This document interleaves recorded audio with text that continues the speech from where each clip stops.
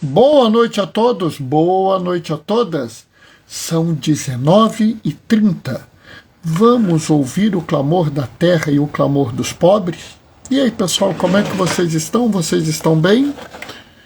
Eu estou indo na correria danada, como sempre, muita atividade, muita coisa para fazer. E aí já viu, né? Quanto mais eu faço, mais coisas tem para fazer. Quanto mais eu faço, mais coisas tem para fazer e por aí vai. Mas está tudo bem, nós estamos correndo, produzindo, trazendo novidades, fazendo coisas boas. Então, isso é que é importante. Né? Dentro dessas atividades, a gente está aqui no dia a dia, produzindo um pouquinho a cada dia, e tentando resolver as coisas. A reflexão de hoje vai ser, de alguma forma, interessante. Por quê? Porque vai ser mais uma vez de improviso. Nesses últimos dias, a gente tem improvisado muito. Oi, mozinho, boa noite, paz e bem. É até gozado, né? Vocês devem achar estranho. Mas o mozinho está lá no outro quarto. Toda vez que alguém entra, eu falo boa noite, paz e bem. Não vou deixar de dar boa noite, paz e bem para meu amor. Né? Nós estamos ainda com muita atividade. Semana que vem já é Halloween, deixa eu ver aqui, não.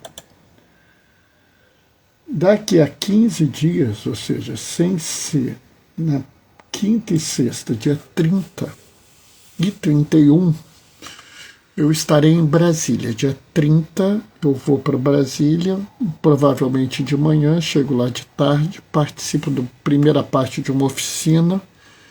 Dia 31 eu fico lá boa parte do dia, volto à noite. Então, dia 30 eu devo fazer live. Dia 31 não sei se eu consigo fazer live. Talvez eu faça live do aeroporto. Não estranhe, tá? Vai ser uma live doida, vai ser um dia doido. Mas isso é lá na frente, daqui a 15 dias, tem muita coisa para fazer ainda, né? De resto a gente vai levando. Vamos tocando, resolvendo um monte de problema, graças a Deus. Muita coisa no trabalho, muita coisa na igreja. E isso é que é importante, né?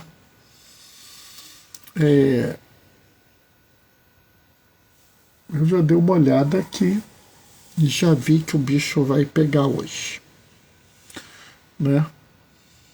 Não é um texto novo, aliás, as leituras elas vão se repetindo com o tempo. Então, a gente dificilmente tem uma leitura nova, né? O que talvez seja mais importante do que a gente ter uma leitura nova ou não, é a gente atualizar a leitura. Bernardo, mas você quer dizer que então é fácil ler a Bíblia, né? Você fica acompanhando a igreja por 3 anos, você leu a Bíblia inteira. Bem, isso não é verdade, tá? Tem gente que fala isso, mas isso não é verdade. Se você acompanhar todas as leituras por 3 anos, você não lerá a Bíblia toda. O conjunto de leituras não cobre toda a extensão. Até porque há muitos pedaços repetidos, há muitas passagens repetidas durante a leitura. Então, não é algo tão simples assim. Ah, Bernardo, mas eu queria poder ler a Bíblia. Beleza. Eu te dou o maior apoio, tá? Acho que você devia começar lendo os evangelhos e leia os evangelhos mais de uma vez, tá? Depois eu leria as cartas de João, as cartas de Tiago. Oi, Gracinha, boa noite, paz e bem. Depois eu leria Atos, depois eu leria o resto. Depois você lê tudo isso, lê tudo de novo. Mas não vá para o Antigo Testamento antes de conhecer muito bem o Novo Testamento antes de entender muito bem quem é Jesus. Porque senão você vai acabar, como é que eu vou dizer, errando as coisas, vai acabar não entendendo direito. Aliás, eu acho que você deve entender muito bem os evangelhos, depois ler Tiago e João, e só depois ler Atos e Paulo. Tá? Oi, Marli, boa noite, paz e bem. Mas isso é em outro momento, porque agora vamos começar a proclamação e a reflexão. O Senhor esteja convosco, Ele está no meio de nós. Proclamação do Evangelho de Jesus Cristo, segundo Lucas. Naquele tempo disse o Senhor: ai de vós, fariseus, porque pagais o dízimo do hortelã, da arruda e de todas as outras ervas, mas deixai de lado a justiça e o amor de Deus. Vós devereis praticar isso sem deixar de lado aquilo. Ai de vós, fariseus, porque gostais do lugar de honras na sinagoga e de ser descumprimentado nas praças públicas. Ai de vós, porque sois túmulos que não se veem, sobre os quais os homens andam sem saber. O mestre da lei tomou a palavra e disse: mestre, falando assim, insulta-nos também a nós. Jesus respondeu: ai de vós, mestres da lei, porque colocais sobre os homens cargas insuportáveis, e vós mesmos não tocai nessas cargas, nem com um só dedo. Palavra da salvação. Bernardo, hoje você foi um pouco eloquente na proclamação. Tinha que ser.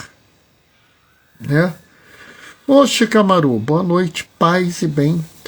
Tinha que ser eloquente, tinha que ser meio quase que escandaloso. Por que, Bernardo? Por causa do ai de vós. Oi, Sérgio, boa noite, paz e bem. Toda vez que você ler no Evangelho, ai de vós, faça uma pronúncia, boa noite, diácono, paz e bem. Faça uma pronúncia, assim, enfática e assim, meio dura. Ai de vós, fariseus. Por quê? Porque ai de vós é o início de uma condenação firme.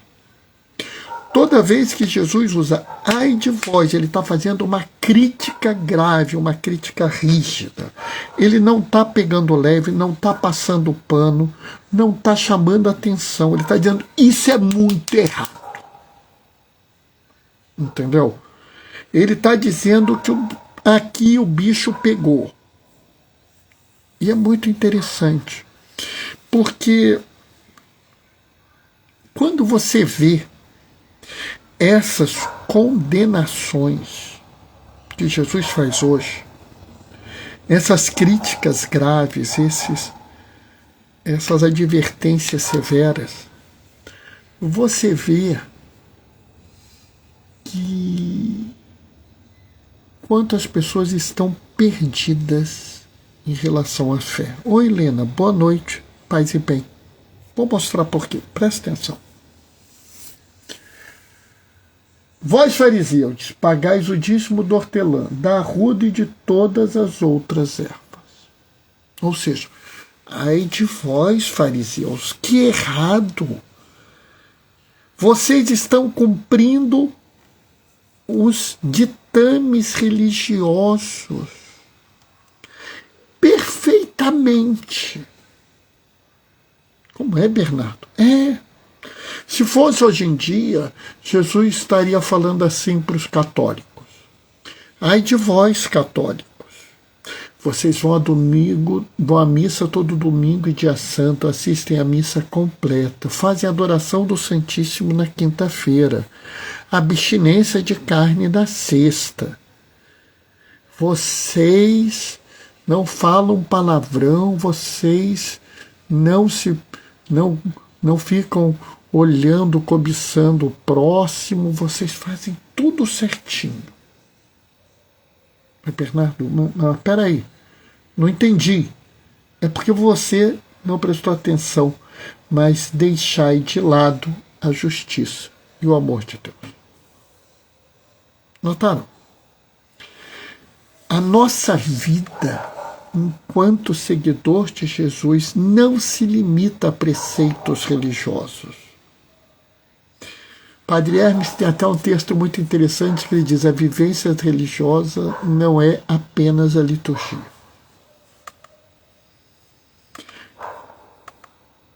Cumprir as regras da igreja é bom, mas não é suficiente. Se você deixar de lado a justiça e o amor de Deus, você não está agindo completamente. E aqui vamos lembrar que Jesus, quando fala de justiça, ele fala de justiça como os antigos entendiam: dar a Deus e aos próximos conforme a sua necessidade. Quando ele fala de amor, ele está falando de um perdão, de uma misericórdia ilimitada e incondicional. Ou seja, não existe uma vivência apenas espiritual da fé. Não dá para você viver a fé pela metade. Começou a complicar. E aí essa primeira bronca. Aí lá vai de novo ele. Ai de vós, fariseus, gostai de lugar de honra, de serdes cumprimentados nas praças. Ou seja, ai de vós, vocês gostam de receber status, de serem reconhecidos, de serem saudados. Só que logo em seguida, ele solta uma frase que é meio estranha. Porque sois como túmulos que não se veem, sobre os quais os homens andam sem saber. Você entendeu isso? Provavelmente não, né? É interessante porque a gente vira e mexe, lê uma expressão, lê uma fala, e a gente não tenta entender essa fala. E ao tentar não entender, não se preocupar em compreender essa fala, a gente acaba perdendo uma oportunidade de melhorar. Vou explicar por quê. Qual é a lógica dessa colocação, né? Ele está dizendo o seguinte: na época de Jesus, havia uma maldição à parte. Se você pisasse no túmulo de uma pessoa, você era maldito. Faz todo sentido, você estaria desrespeitando a pessoa. Até hoje, né? Até hoje. Tudo bem, pisar no túmulo de uma pessoa não é nada, não é considerado maldição, mas nós consideramos um absurdo, por exemplo, você estragar o túmulo de uma pessoa, quebrar uma lápide, né? É considerado, inclusive, crime, né? Esse tipo de coisa. É pecado, Bernardo? Eu acho que a maior parte dos padres considerará isso um pecado, e acredito que boa parte dos pastores. Porque reflete um desrespeito com a pessoa que está lá. Uma coisa é uma pessoa pobre, uma pessoa doente, uma pessoa com dificuldades que não consegue cuidar de um túmulo. Outra coisa é uma pessoa que ativamente desrespeita o túmulo de alguém. Né? Então, pisar num túmulo era sinal de maldição. Olha o que Jesus fala. Porque só vós sois como túmulos que não se veem, sobre os quais os homens andam sem saber. O que ele está dizendo aqui? Que essa postura dos fariseus leva as pessoas a um pecado, mesmo que as pessoas não saibam. O que Jesus está dizendo aqui é que você, quando não dá atenção à pessoa, quando você ensina a pessoa uma fé pela metade, quando você vive uma fé que não é uma fé integral, ou uma fé baseada em mentiras, ou uma fé que é a busca de um status político, de um status social, de um ganho financeiro, você está levando a pessoa ao erro, a pessoa ao pecado. Por exemplo, há diáconos, padres, bispos, que ficam fazendo postzinho na internet. Não para explicar o evangelho, para explicar alguma coisa, e sim como instrumento para, vamos dizer assim, angariar votos para o candidato A ou para o candidato B, ou a favor de uma pauta, de uma lei ou de uma política contrárias ao evangelho, mas que usam de, vamos dizer, expedientes, de falácias, de manipulação para isso. O que eu quero dizer com isso? Você pode falar claramente. Papa Leão XIV, outro dia, condenou abertamente o governo Trump. Ele disse assim: se você diz que você é contra o aborto, mas você é a favor do tratamento desumano que o governo Trump está dando aos imigrantes, você não pode se dizer pró-vida. Ele condenou abertamente. Mas observe bem. Primeiro, ele está discutindo a dignidade humana, pilar da doutrina da Igreja Católica, de qual ele é o sumo pontífice. Segundo, ele não está fazendo isso para defender o candidato do outro partido, para sugerir voto naquele ou naquela deputado ou senador. Ele está fazendo isso para proteger pessoas que estão em crise. Um padre jesuíta, que eu não sei falar o nome, junto com a sua comunidade, domingo passado, após a oração, após a missa, saiu e foi a um campo onde imigrantes estão presos para levar a comunhão para eles. Isso não é uma pauta política, isso é uma pauta de cuidado com as pessoas. Não é quando você está doente, você não gosta de receber a comunhão em casa? Por que eles não podem receber? Isso é diferente daquele que te engana. Né? Eu sou muito honesto, eu sou muito preocupado, eu rezo 3 terços por dia, eu faço a adoração do Santíssimo 2 vezes por semana, eu faço 2 jejuns, porque um é muito pouco, eu me confesso a cada 15 dias, e por isso eu digo que você tem que tomar cuidado com tal coisa. Aí você vai ver tal coisa, é uma lei que estão querendo aprovar ou não aprovar. Isso não é uma posição aceitável. Ele está camuflando as coisas. Ele escondeu o túmulo para você pisar nele e cometer o seu erro. Vocês veem como as palavras do Evangelho são aplicáveis hoje na sua vida? E eu vou além. É muito interessante porque o mestre da lei se revoltou. Mas assim o senhor também insulta a nós. Sabe, eu costumo ver muito essa reação hoje em dia.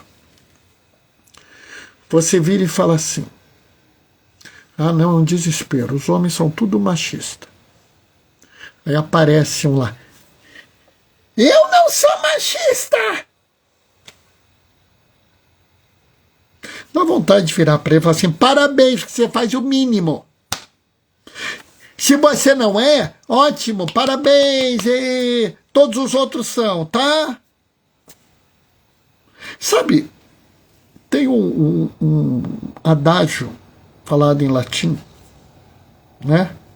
Ô Marcelo, boa noite, paz e bem. Excusata non petita, accusatio manifesta.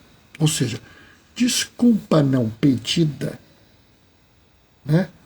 Culpa assumida. O mestre da lei estava lá, está falando dos fariseus, ele é mestre da lei. Ah, Bernardo, ele pode ser um mestre da lei fariseu? Pode. Mas e daí? Ele não está falando de você. Se você não é um túmulo oculto, se você não é uma pessoa que tem uma fé pela metade, qual o problema? Se alguém virar e disser: Bernardo, os homens são todos machistas, eu vou virar e dizer: concordo. Ah, Bernardo, mas você não é machista? Tá, mas os homens todos são. E se bobear, eu sou machista em desconstrução, né? Oi, Thaís, boa noite, paz e bem.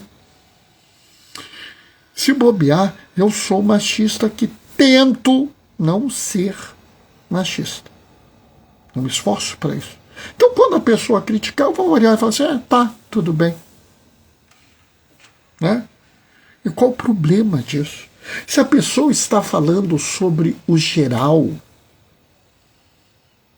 eu preciso me excluir? Eu talvez me exclua porque eu tenho insegurança sobre a minha legitimidade de realmente estar fora desse grupo. Se alguém virar e disser assim: ah, os diáconos da Diocese do Rio de Janeiro não dão nenhuma bola para os presos. Olha, nós somos uns 240. Se tiver 10 que tem alguma atividade regular no presídio, tem muito. Então, se alguém falar essa frase, eu vou dizer assim: é verdade, é um problema.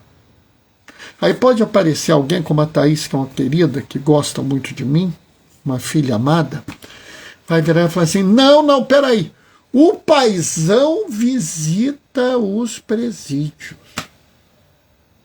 É verdade, eu faço isso. Como o diácono Amâncio, como o diácono Magno. Deve ter mais, mas eu não estou me lembrando agora.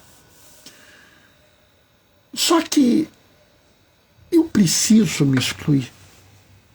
Eu estou em paz comigo. Eu sei do que eu estou fazendo. E a verdade é que a imensa maioria está no erro. Qual o problema?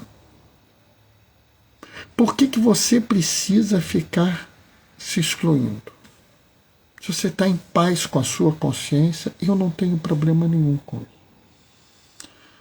Se falarem de algum grupo que eu participo, eu não tenho problema. Ah, os médicos são tudo metidos. É verdade, são tudo metidos. Qual o problema? Eu não vou ficar ofendido, eu não preciso me eximir dessa culpa. Eu estou em paz comigo.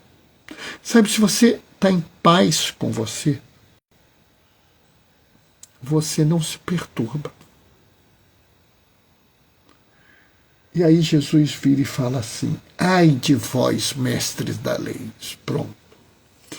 Quando o mestre da lei ouviu ai de vós, ele: ai, vou tomar uma raquetada. Começou, vamos ver qual é a raquetada do mestre da lei. porque colocais sobre os homens cargas insuportáveis. E vós mesmos não tocais nessa carga, nem com um só dedo. Sabe, pessoal, isso é uma coisa maravilhosa. Por quê? Porque eu assisto um grupo de pessoas hoje em dia que tornam a vida dos fiéis um verdadeiro suplício. Hoje em dia tem pessoas que colocam tantos rigores, tantas exclusões, tantas dificuldades, que é praticamente impossível uma pessoa viver sem estar em pecado grave. É um negócio do tipo, não pode isso, não pode aquilo, não pode aquilo outro, não pode aquilo outro, não pode aquilo outro, tem que fazer isso, tem que fazer isso, tem que fazer aquilo, tem que fazer aquilo, tem que fazer aquilo. E eu fico olhando e fico pensando, ninguém aguenta. É um rigor tão grande que eu acho que às vezes você está impondo às pessoas uma situação em que você quer que a pessoa se sinta condenada. Sabe, eu me lembro uma vez um rapaz que havia deixado a igreja, estava anos sem a igreja, foi no encontro de jovens, estava super animado, chegou na época da quaresma, veio falar comigo. Paizão, eu quero fazer uma quaresma excelente esse ano. Que bom! Você já pensou nos seus propósitos, o que você vai fazer? Já pensei. E eu quero apresentar para o senhor, porque eu li que a gente tem que apresentar antes. E eu vou fazer um voto solene se o senhor aprovar. Ah, pois não. O que você quer fazer? Eu vou fazer abstinência de 6 coisas diferentes. Vou fazer 3 jejuns por semana. Vou ler um capítulo da Bíblia todo dia. Vou à missa diária. Eu falei, para. Ele, hã? Por quê? Oi, Fátima, boa noite, paz e bem. Não tá bom? Não tá bom. Eu tô fazendo pouco, né, paizão? Não, rapaz, você tá fazendo demais. Você não vai aguentar. Você não vai conseguir fazer isso tudo. Você tem que... Estava na capela, eu sei, Fátima, eu sei, eu conheço você. Você ali, ó. Você tem que fazer algo que você suporte nessa quaresma. Se você fizer algo que você não suporta, você não vai aguentar e você vai se sentir mal. Reunião, né? Que bom. Paizão, então o que eu faço? Você vai fazer uma abstinência de uma coisa razoável. Vamos combinar aqui. Você costuma comer muito bombom? Não, chocolate eu como muito, mas bombom não. Então, beleza. Então você não vai comer bombom. Mas só essa abstinência, só essa. E o jejum? Só vou fazer jejum na quarta-feira de cinzas e na sexta-feira santa. E os outros? Não, só isso. Você nunca fez jejum, tá bom. E a leitura da Bíblia? Lê um salmo por dia, desde que não seja o Salmo 108, que é muito grande. Esse pouquinho assim, faz bem feito, meu filho, e faz direito. Você vai ficar bem. É o oposto do que muita gente faz. Muita gente coloca tanto rigor, tanto peso, tanta coisa para você fazer, que você não consegue. E aí, como você não consegue, você vai se considerar pecador, indigno, culpado, culpada, né? E aí você vai se sentir mal, e aí você vai ter que fazer uma reparação, que é uma besteira, né? Se você realmente fez um voto, Se você realmente fez uma promessa, procura o padre e diz que você quebrou a promessa, ele te absolve e não faça outra igual. Se você não fez um voto, não fez uma promessa, apenas queria fazer isso, não precisa nem procurar o padre, porque não é pecado grave. O que eu faço? Reza um Pai Nosso, reza uma Ave Maria, faz um Glória ao Pai na intenção do Santo Padre e tá bom. Você está me dando uma penitência? Não, você não precisa de penitência, porque não foi pecado grave. Estou dizendo para você aliviar um pouco a sua alma. Faz diferente. Bernardo, mas assim está muito fácil. E quem disse que tem que ser difícil? Quem disse que são essas práticas penitenciais que têm que ser difíceis? Quer fazer uma coisa difícil? Eu quero ser um bom cristão, quero fazer coisas difíceis para eu poder melhorar. Ser um bom cristão, perdoa. Perdoa. Pô, Bernardo, aí tá difícil, né? Aí você tá de maldade, né? Você não queria fazer uma coisa difícil? Vai visitar um orfanato. Deve ter gente na sua comunidade de fé, sozinha. Vai visitar essa pessoa. Se junta na igreja em alguma das pastorais sociais e ajuda os outros. Bernardo, eu queria uma coisa mais assim dentro da igreja. Tá bom. Algumas pessoas realmente precisam disso. Vai para o apostolado de oração, para a Legião de Maria. É bom, é importante. Sabe, pessoal, até assim, se na sua comunidade tiver um grupo de oração, vai no grupo de oração. Mas não transforma a oração numa ferramenta de opressão. O que eu quero dizer com isso? Você se sente bem, vai no grupo de oração. Agora, se algum dia você não puder ir, não vai. A oração tem que ser algo que te alegra, que te liberta, que te aproxima de Deus. Paloma, boa noite, paz e bem, que bom te ver. Ou seja, a oração não tem que te oprimir, você não tem que virar e dizer assim, eu sou obrigado a ir no grupo de oração toda semana, e se não estou em falta, é muito ruim. Não. Você vai no grupo de oração por quê? Porque você está alegre, porque você está bem. Hoje eu estou querendo rezar. Né? Talvez até você diga assim, hoje eu vou no grupo de oração, quem sabe eu posso fazer uma intercessão por alguém. A mesma coisa, quer participar de um círculo bíblico? Participa. Mas ele não pode ser uma obrigação. Não abra mão do seu pai, da sua mãe, da sua esposa, do seu esposo, dos seus sobrinhos, dos seus filhos para ir no grupo de oração ou no círculo bíblico. Não se sinta menor porque você teve que faltar num grupo de oração, num círculo bíblico, né? Não se sinta menor, não se sinta inadequado ou pecador. Se você transforma a religião numa exigência tão grande que você é oprimido por ela, você não está seguindo Jesus. Se você está transformando a sua vivência de fé em algo que te transforma tão pecador que você começa a ter dúvida do amor de Deus por você, da misericórdia divina, você não está seguindo a Jesus. Porque Jesus é amor. Jesus é misericórdia. Lembre-se da primeira carta de João. Quem não ama, não conhece a Deus. Porque Deus é amor.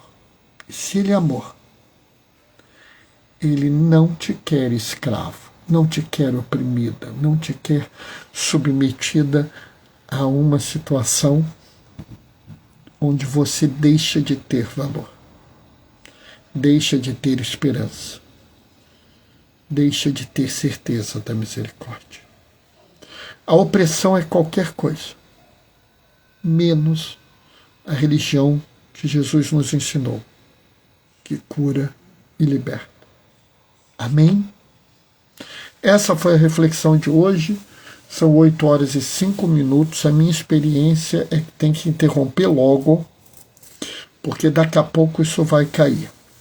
Amanhã é quinta-feira, amanhã tem live. Sexta-feira é dia de plantão, depois tem círculo bíblico, vai ser um dia muito confuso para mim, então não tem live. Sábado tem live, né? Fátima, Jesus diz: não quero sacrifício, eu quero misericórdia. Brilhante, Fátima, brilhante, genial, excelente, muito boa colocação. Tá vendo? Não é nem eu que estou falando.